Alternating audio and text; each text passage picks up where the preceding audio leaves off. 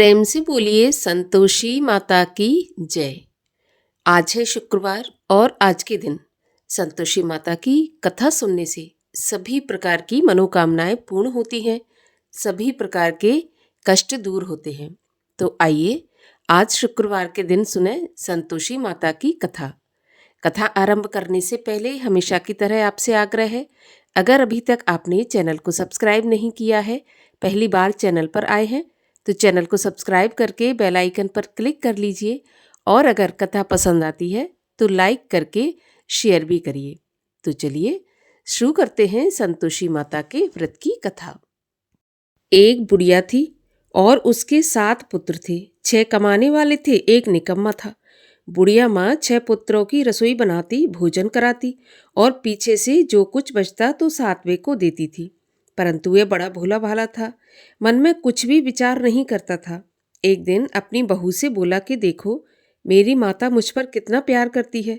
वह बोली, क्यों नहीं, सबका झूठा बचा हुआ तुमको खिलाती है।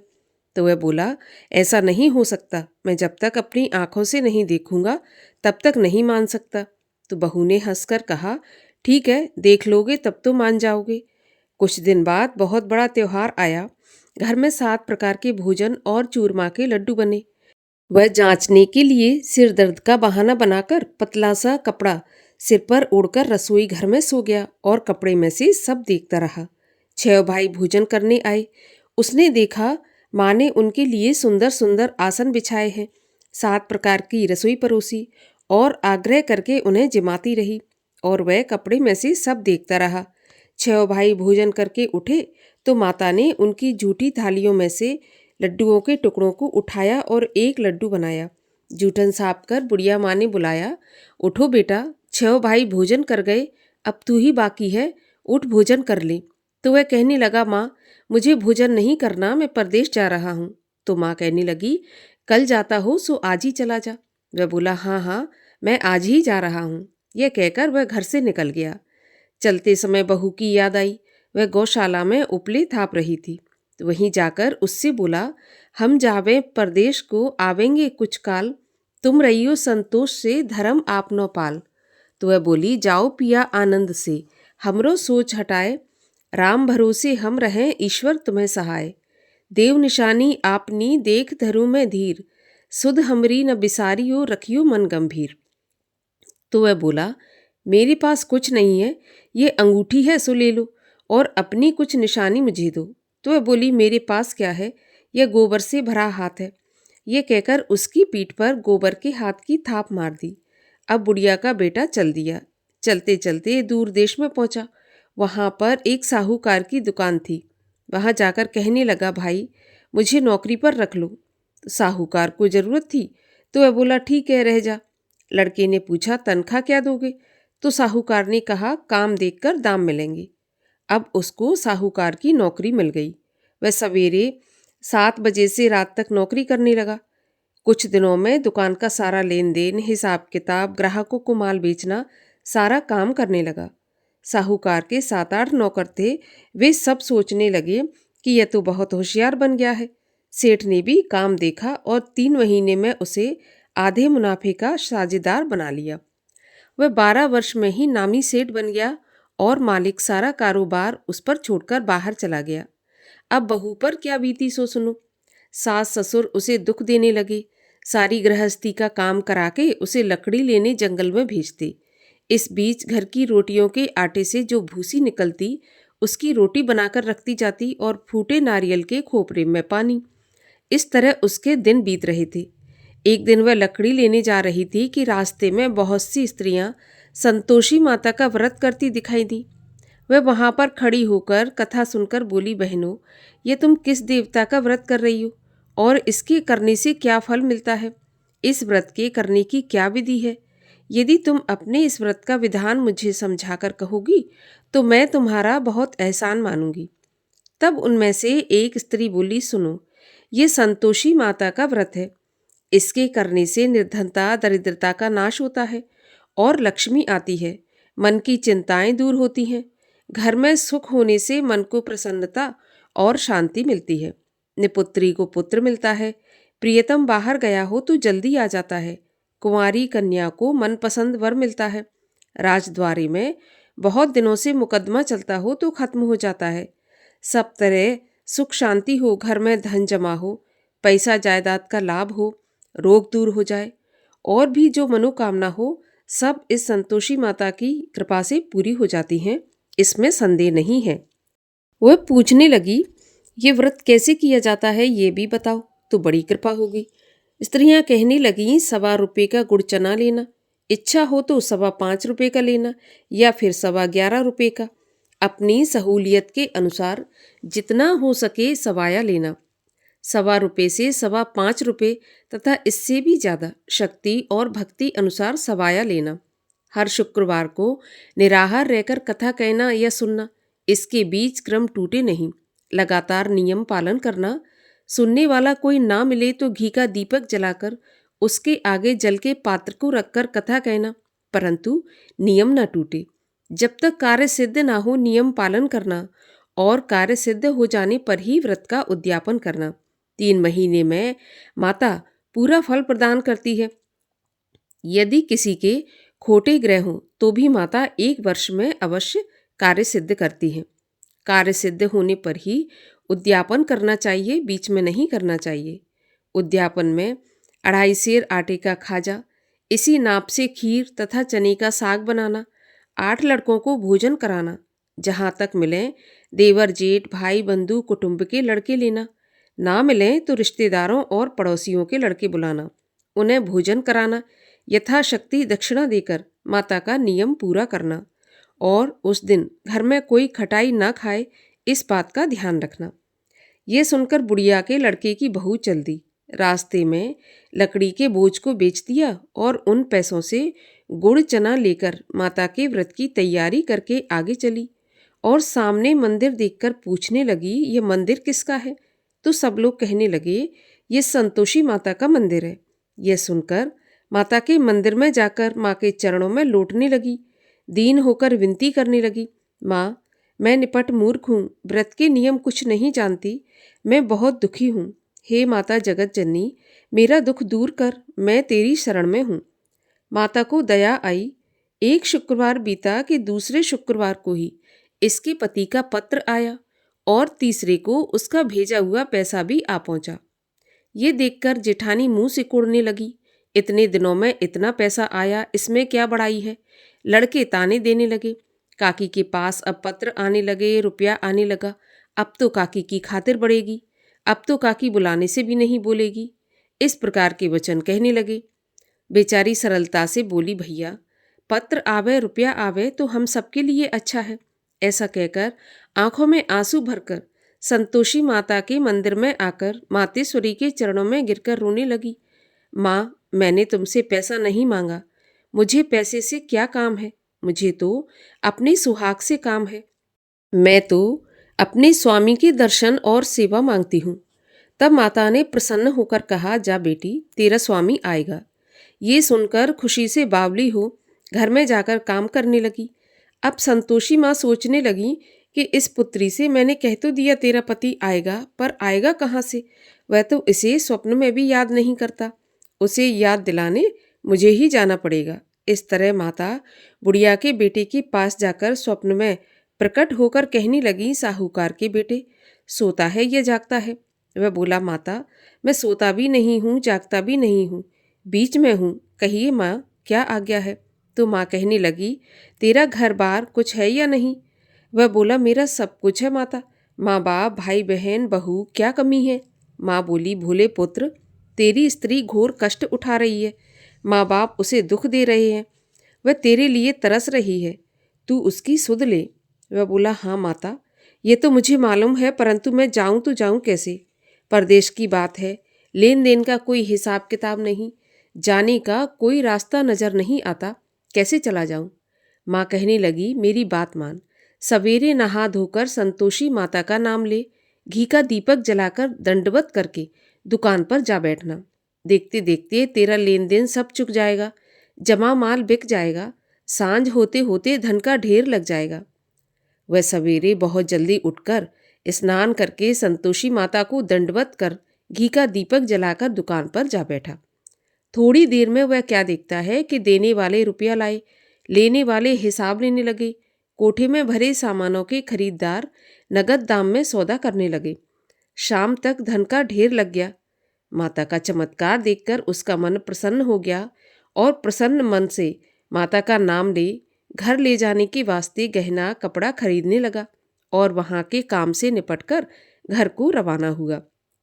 वहाँ बहू बेचारी जंगल में लकड़ी लेने जाती है। लौटते वक्त माँ के मंदिर में विश्राम करती है। वह तो उसका रोज रुकने का स्थान था। दूर से धूल उड़ती देख वह माता से पूछती है, हे माता, ये धूल कैसी उड़ रही है? तो माँ कहती है, पुत्री, तेरा पति आ रहा है। अब तू ऐसा कर, लकड़ियों के 3 बोझ बना ले। एक नदी के किनारे रख, दूसरा मेरे मंदिर पर और तीसरा अपने सिर पर रख। तेरे पति को लकड़ी का गट्ठा देखकर मोह पैदा होगा। वह वहाँ रुकेगा, नाश्ता पानी बना खाकर माँ से मिलने जाएगा। तब तू लकड़ियों का बोझ उठाकर घर जाना और बीच चौक में गट्ठा डालकर 3 आवाजें जोर से लगाना। लो सासू जी, लकड़ियों का गट्ठा लो, भूसे की रोटी दो, नारियल के खोपरे में पानी दो। आज कौन मेहमान आया है? माँ की बात सुनकर बहू बहुत अच्छा माताजी कहकर प्रसन्न हो लकड़ियों के 3 गट्ठे ले आई। एक नदी के तट पर, एक माता के मंदिर पर रखा। इतने में ही एक मुसाफिर आ पहुंचा। सूखी लकड़ी देख उसकी इच्छा हुई कि अब यहीं पर विश्राम करें और भोजन बना खाकर गांव जाएं। इस प्रकार भोजन बना विश्राम कर वह गांव को गया। सबसे प्रेम से मिला। उसी समय बहू सिर पर लकड़ी का गट्ठा लिए आती है। लकड़ी का भारी बोझ आंगन में डालकर जोर से 3 आवाज देती है, लो सासू जी, लकड़ी का गट्ठा लो, भूसे की रोटी दो, नारियल के खोपरे में पानी दो। आज कौन मेहमान आया है? ये सुनकर उसकी सास बाहर आकर अपने दिए हुए कष्टों को भुलाते हेतु कहती है, बहू, ऐसा क्यों कहती हो? तेरा पति ही तो आया है। आ बैठ, मीठा भात खा, भोजन कर, कपड़े गहने पहन। इतने में आवाज सुनकर उसका स्वामी बाहर आता है और अंगूठी देखकर व्याकुल होकर माँ से पूछता है, माँ, यह कौन है? तो माँ कहती है, बेटा, ये तेरी बहू है। आज 12 वर्ष हो गए जब से तू गया है। तब से सारे गांव में जानवर की तरह भटकती फिरती है। काम काज घर का कुछ करती नहीं, 4 समय आकर खा जाती है। अब तुझे देखकर भूसे की रोटी और नारियल के खोपरे में पानी मांगती है। वह लज्जित होकर बोला, ठीक है माँ, मैंने इसे भी देखा है और तुम्हें भी देखा है। अब मुझे दूसरे घर की चाबी दो तो मैं उसमें जाकर रहूँगा। माँ ने कहा, ठीक है बेटा, जैसी तेरी मर्जी। यह कहकर माँ ने चाबी का गुच्छा पटक दिया। तो उसने चाबी लेकर दूसरे कमरे में, जो कि तीसरी मंजिल के ऊपर था, उसे खोलकर उसमें अपना सारा सामान जमाया। एक दिन में ही वहाँ राजा के महल जैसा ठाट बाट बन गया। अब क्या था, दोनों पति पत्नी सुखपूर्वक रहने लगे। इतने में अगला शुक्रवार आया तो बहू ने अपने पति से कहा, मुझे माता का उद्यापन करना है। तो पति बोला, बहुत अच्छा, खुशी से करो। वह तुरंत ही उद्यापन की तैयारी करने लगी। जेठ के लड़कों को भोजन के लिए कहने गई। उन्होंने मंजूर किया, परंतु पीछे जिठानी अपने बच्चों को सिखाती है, देखो रे, भोजन के समय सब लोग खटाई मांगना, जिससे इसका उद्यापन पूरा न हो। लड़के खाना खाने आए, खीर पेट भरकर खाई, परंतु याद आते ही कहने लगे, हमें कुछ खटाई खाने को दो, खीर खाना हमें नहीं भाता, देखकर अरुचि होती है। तो बहू कहने लगी, खटाई किसी को नहीं दी जाएगी, ये तो संतोषी माता का प्रसाद है। लड़के तुरंत उठकर खड़े हुए और बोले, पैसा लाओ। बोली बहू कुछ जानती नहीं थी, सो उन्हें पैसे दे दिए। लड़के उसी समय जाकर के इमली लेकर खाने लगे।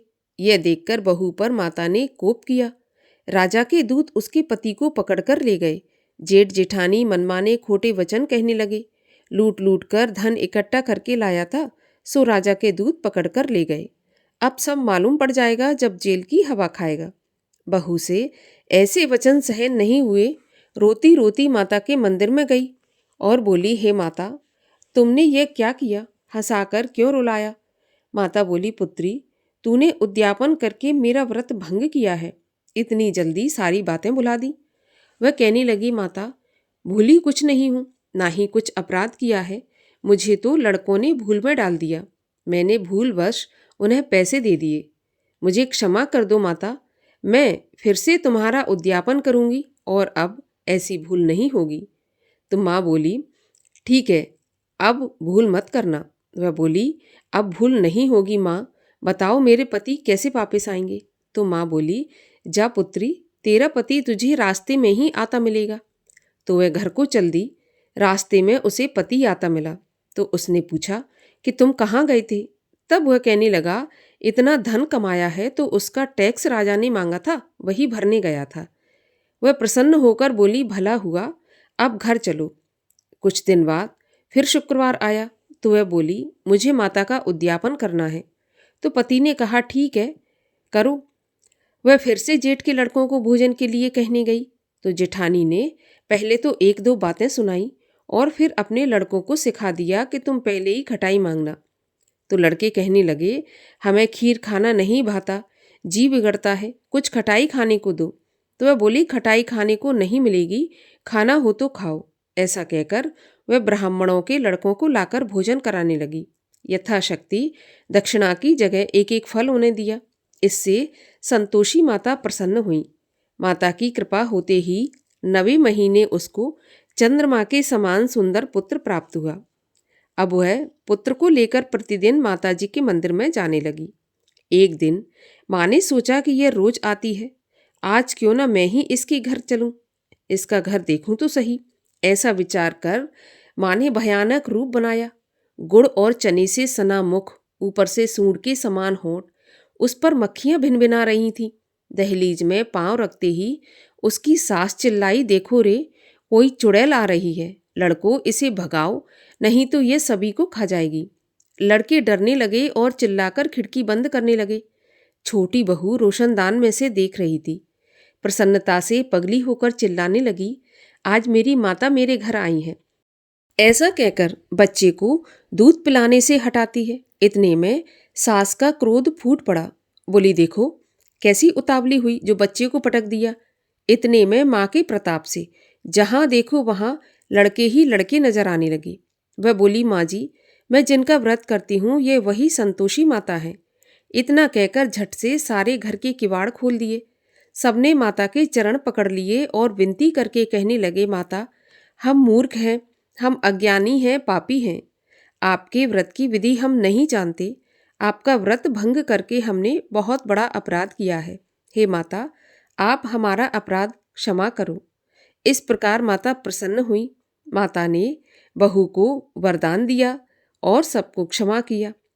हे माता, आपने जैसा बहू को फल दिया वैसा सबको दें। जो इस कथा को पढ़े या सुने उसका मनोरथ पूर्ण हो। बोलो संतोषी माता की जय। संतोषी माता की आरती।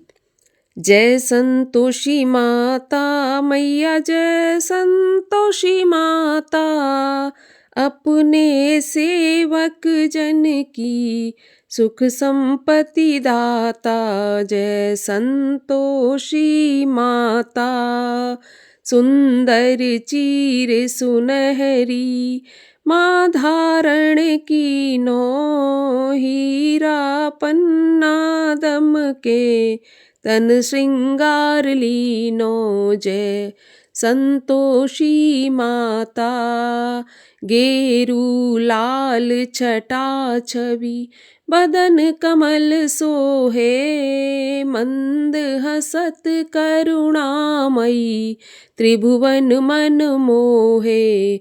जय संतोषी माता, स्वर्ण सिंहासन बैठी, चवर ढुरे प्यारे, धूप दीप मधुमेवा, भोग धरे न्यारे। जय संतोषी माता, गुड़ और चना परम प्रिय, ताम संतोष कियो, संतोषी कहलाई, भक्तन वैभव दियो। जय संतोषी माता, शुक्रवार प्रिय मानत आज दिवस सोही, भक्त मंडली आई कथा सुनत मोही।